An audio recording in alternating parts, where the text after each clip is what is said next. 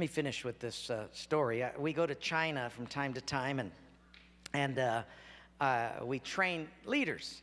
And this time we brought up 22 leaders from the Hunan province, and they rode 13 hours on a train to get to a hotel that they came up 2 by 2 in these elevators so as to not draw any attention. And then they got to a hotel room, a little apartment room. It's only about 700 square feet. In the little living room, no air conditioning, hardwood floor, 22 sat there. I came in, and when you teach in China, you start at 8 in the morning and you don't get done till 5 at night. You teach the whole day. They were sitting there, all 22 of them, and I looked around and I said, now, if we get caught, what will happen to me? They said, oh, you'll get deported in 24 hours and we'll go to prison for 3 years. I said, you're kidding. How many of you have been in prison for your faith? Out of 22, 18 raised their hands. I thought, no way. And I looked at him and I said, you 22 people, how many people do you oversee? Because they were all of these small group leaders, underground church leaders in the Hunan province. I said, how many, if you counted up all the people under your jurisdiction, how many would it be? And they counted them up, and they said, little over 20 million. I said, what? See, we forget there's 1.3 billion people in China.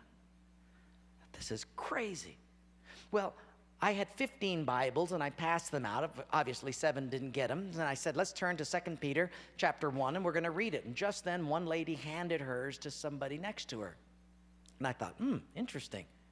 Well, we turned there anyway, and as we started reading it, I understood why she gave it away. She had memorized the whole thing. She just recited the whole chapter. When it was done, I went over to her at a break, and I said, you recited the whole chapter. She says, oh yes, I've memorized many chapters. I said, where did you memorize so many chapters? She said, in prison. I said, you have much time in prison. So I said, but don't they confiscate the Bible? She said, yes. So people bring in scriptures written on pieces of paper, and they bring it in.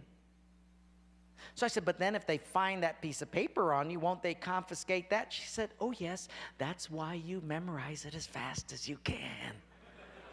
Because even though they can take the paper away, they can't take what's hidden in your heart. I thought, wow. Well, after 3 days, you fall in love with these people. And when it was done, I said, how can I pray for you? I'm going to go back to America, and you guys have been just so wonderful. How can I pray for you? They said, you know, Wayne, you guys can gather like this whenever you want to in America. We can't. Could you pray that one day we'll be just like you? And I looked at him and I said, I will not do that. Big incredulous eyes looked at me and they said, why? I said, because you guys rode a train for 13 hours to get here. In my country, if you've got to drive more than an hour, people don't come. You sat on a wooden floor for 3 days. In my country, if people have to sit more than 40 minutes, they leave. You sat not only here for 3 days on a hard wooden floor, but you did it without air conditioning. In my country, if it's not padded pews and air conditioning, people don't often come back. In my country, we have an average of 2 Bibles per family. We don't read any of them. You hardly have any Bibles, and you memorize them from pieces of paper. I will not pray that we become like, you become like us, but I will pray that we become just like you.